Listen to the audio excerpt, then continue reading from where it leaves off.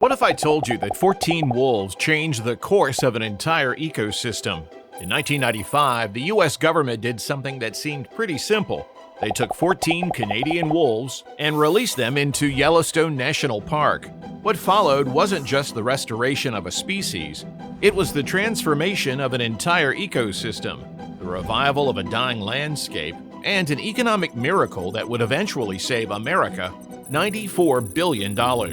But to understand how 14 wolves managed to do all this, we need to go back to when everything started going wrong. Here's an unobtrusive reminder to hit that like button if you're ready for an incredible story about how nature can heal itself in the most unexpected ways. Let's start in the early 1900s. Back then, wolves were seen as nothing but pests, dangerous predators that needed to be eliminated. The US government actually had official wolf killers, people whose job was literally to just shoot, trap, or poison every wolf they could find. And they were really good at their jobs. By 1926, the last wolf pack in Yellowstone had been killed. People celebrated this as a victory. They had no idea what they'd just done. But here's where it gets really interesting. At first, everything seemed fine. Sure, there were no wolves, but who needs wolves, right? Wrong. Over the next few decades, things started going terribly wrong, but so slowly that at first nobody noticed. It was like watching a train wreck in slow motion. Without wolves, the elk population exploded, and I mean exploded. By the 1990s, there were about 19,000 elk in Yellowstone's northern range alone. These elk basically turned into living lawnmowers, eating every young tree and bush they could find. Aspen trees, willows, cottonwoods, nothing stood a chance. Saplings would sprout in the spring, and by winter they'd all be gone. But wait, I hear you asking, couldn't they just hunt the elk to control the population? Well, they tried, but here's something fascinating. Wolves don't just kill elk, they change how elk behave. This is something scientists call the ecology of fear, and it's way more important than anyone realized. When there are no wolves around, elk can just stand in one place, munching away until they've eaten everything. It's like teenagers raiding a refrigerator when their parents are away for the weekend. But with wolves present, elk have to keep moving, stay vigilant, avoid certain areas. They can't just hang out by rivers and streams all day, eating all the young trees. By the early 1990s, Yellowstone was in serious trouble. The park's ecosystem was collapsing, but most visitors had no idea.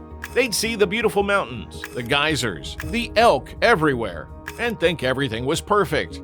But scientists were watching a different story unfold. The decision to bring back wolves wasn't an easy one.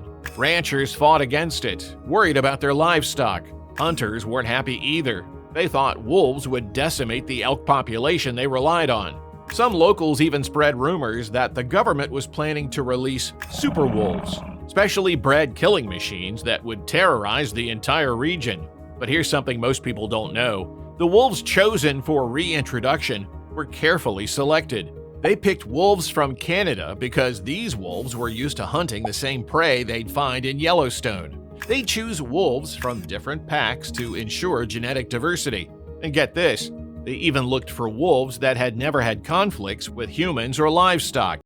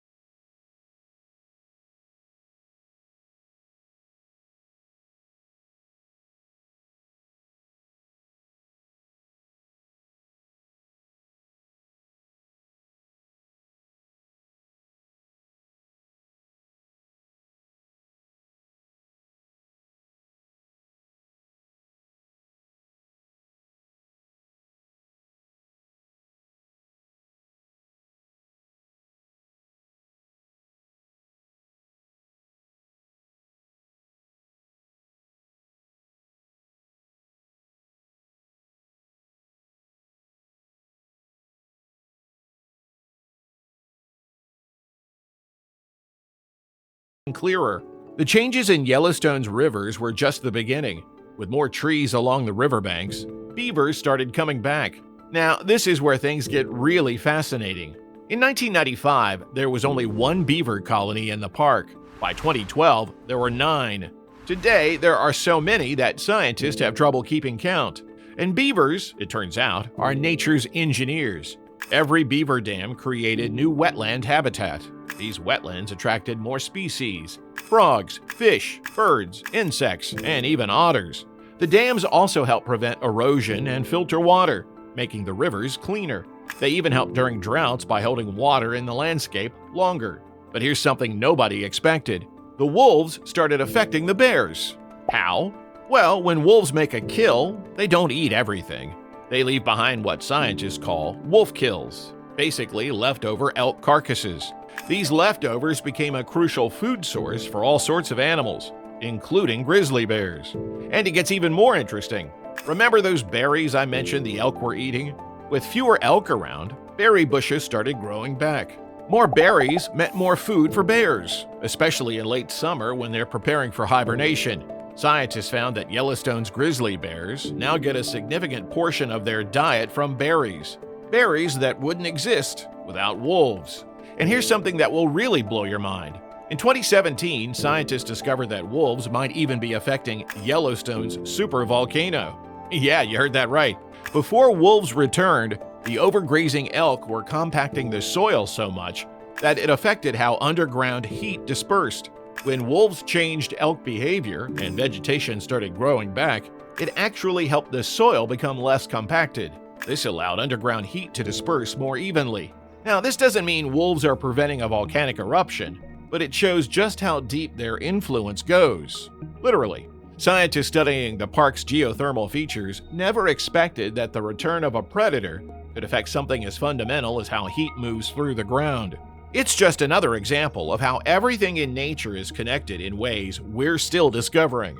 Even the coyotes were affected, though not in a way they probably appreciated. Before wolves returned, coyotes were the top dog in Yellowstone. They had no competition. But wolves don't like coyotes at all.